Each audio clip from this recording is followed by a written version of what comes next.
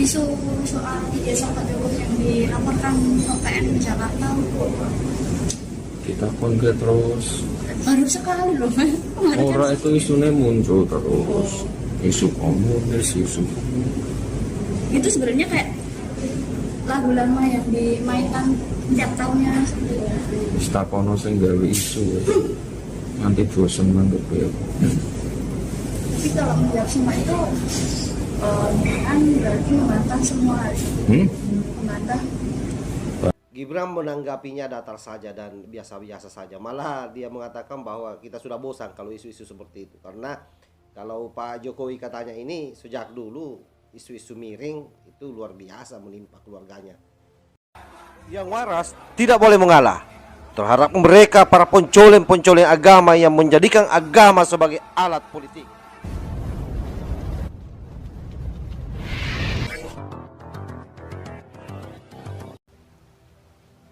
Assalamualaikum warahmatullahi wabarakatuh. Salam sejahtera buat kita semua. Om Swastiastu, Namo Buddhaya, salam kebajikan.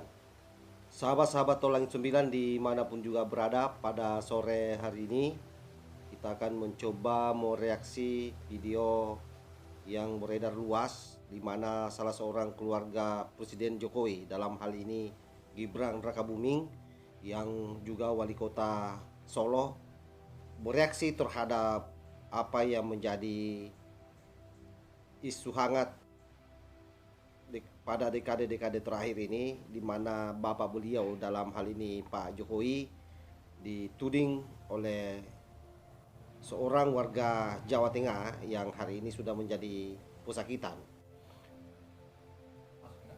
Dia dituduh menggunakan ijazah palsu, mulai ijazah SD, ijazah SMP, ijazah SMA.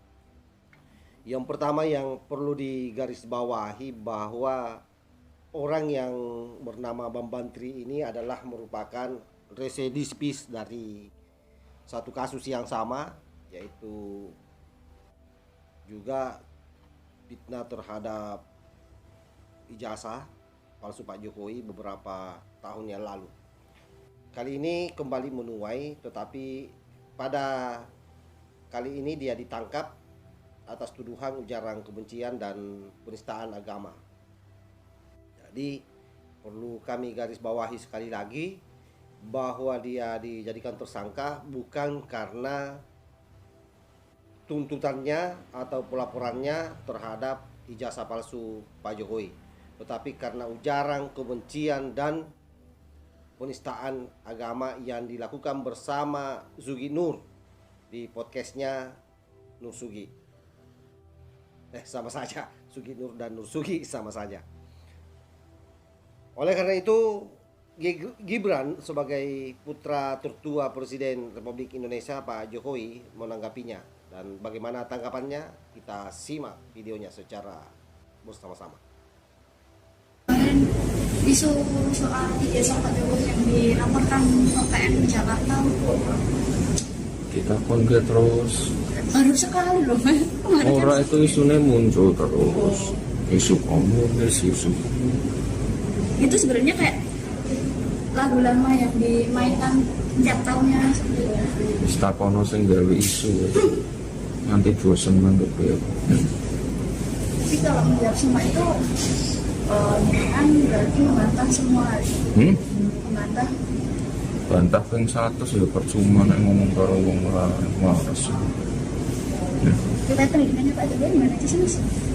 Riwayat pendidikan. Ya sesuai itu. Nah, saya kan daftar wali kota gubernur orang nganggo ijazah terus nganggo godong pisang. Ini udah tahu. Masuk menghapusi pendaftaran presiden dan lain, masuk menghapusi. Yes, ya. Saya kira awalnya semua berpikir bahwa Gibran pasti akan dengan sangat emosi menanggapi keviralan dari orang tuanya yang dituntut seolah-olah memiliki ijazah palsu. Tapi ternyata Gibran menanggapinya datar saja dan biasa-biasa saja. Malah dia mengatakan bahwa kita sudah bosan kalau isu-isu seperti itu. Karena kalau Pak Jokowi katanya ini sejak dulu isu-isu miring itu luar biasa menimpa keluarganya.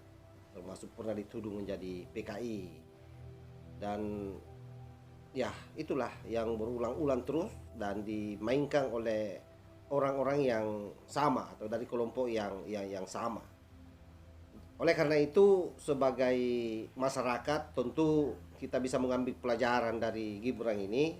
Kita tidak perlu gerasa gerusu terhadap apa yang menjadi isu-isu yang dikeluarkan oleh para kadrun-kadrun biadab, karena memang pekerjaan mereka itu artinya kalau tidak nyebar hoax, tidak memfitnah kanan kiri, bukan kadrun namanya. Jadi itu sudah menjadi domainnya mereka. Jadi kita menanggapinya biasa saja, tidak perlu terlalu serius kalau menurut Gibran. Nah, hanya saja memang dari balik kritikannya, dari balik tanggapannya yang begitu datar juga menohok sebenarnya. Jadi dia beri tanggapan yang sangat ringan tetapi menohok. Tetapi bagaimanapun juga tohokannya Gibran terhadap orang-orang ini itu juga tidak akan terpengaruh karena memang orang-orang ini sudah bebal. Jadi memang salah satu cara untuk menghentikannya bagaimana polisi bertindak tegas mencari delik-delik hukum terhadap mereka ini. Bagaimana caranya supaya bisa dikerangkeng, karena kalau mau disuruh diam pasti tidak akan bisa, karena itu sudah menjadi proyek mereka selama Jokowi menjadi presiden. Saya kira itu yang saya sampaikan pada ulasan kali ini. Mudah-mudahan ada hikmahnya.